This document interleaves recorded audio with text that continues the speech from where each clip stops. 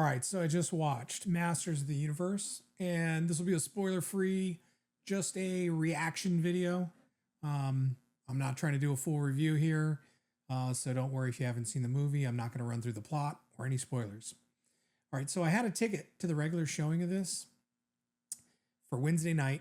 It's now Thursday morning, super late at night or early in the morning, however you want to look at it. But apparently, since The Mandalorian and Grogu is doing so terribly, they opened this up to IMAX screens.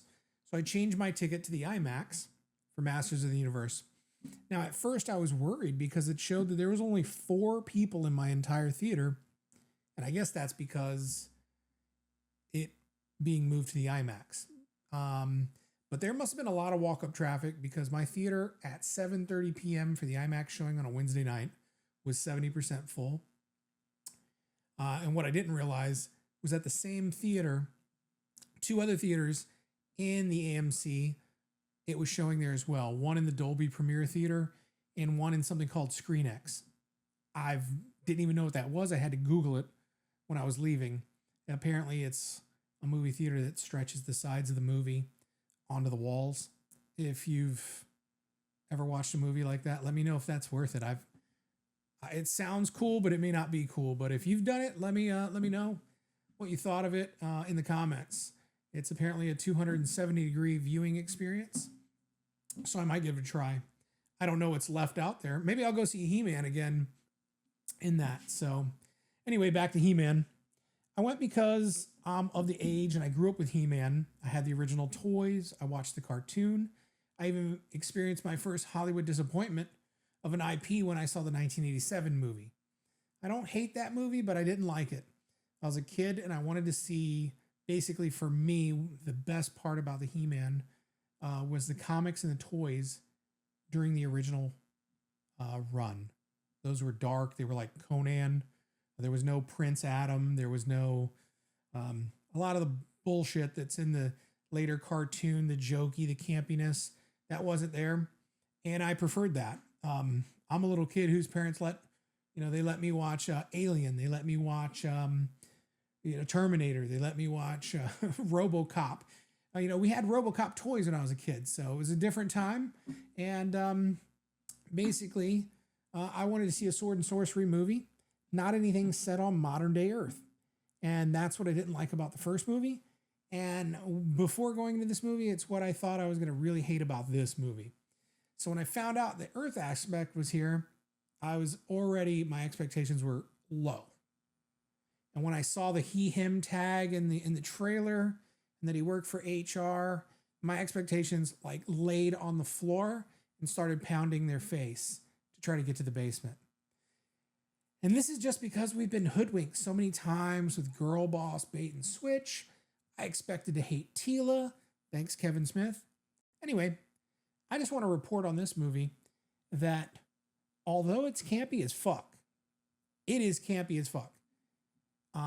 And this is not really my normal go-to with this He-Man movie. It really worked for me. It has nods to people who like the funny Skeletor. It has some good fight scenes, I thought. And it has a lot of scenes where towards the end, eventually, He-Man gets to punch the shit out of things. It's actually weirdly dark and then also funny. So it's kind of it's a weird movie, but I don't want to use the term fun because that normally means the movie sucks. But at one point, he'll run someone through with his sword, literally killing him. He'll punch people hard enough that they're definitely dead too. And then the next scene, there's some light humor. I've heard people compare it to, it's like Thor, Love and Thunder, not Thor Ragnarok. And I would say it's kind of neither. I would say some of the jokes work. And then there's a few that don't. And you're just like, wow, what a tone shift in this movie. But for the most part, I think you get way more good than bad.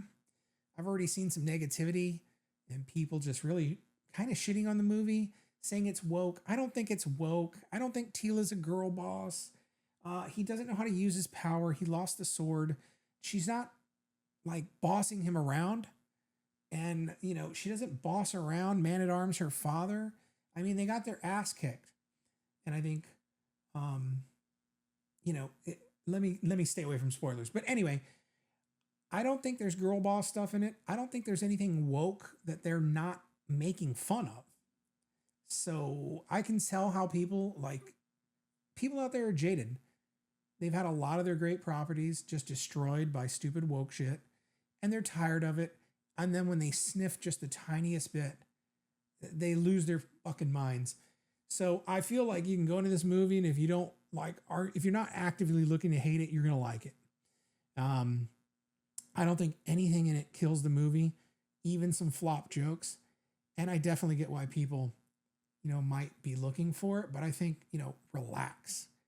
And as someone who hates Star Wars, as someone who thinks the Rings of Power is the biggest piece of trash on the planet, and as someone who's hated the MCU since about 2019 because it's been mostly shit, I get why. You've been burned too many times.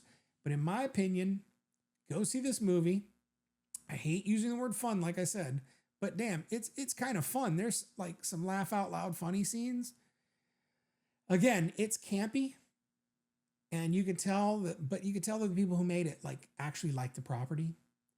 If you like the 1980 movie Flash Gordon, you'll definitely like this movie. It's way better than that. It's way less campy, and it's a lot less gay. You're just gonna have to ignore some of the fisto jokes. Okay, so go see Masters of the Universe. Billy D shills for it, baby. See y'all later.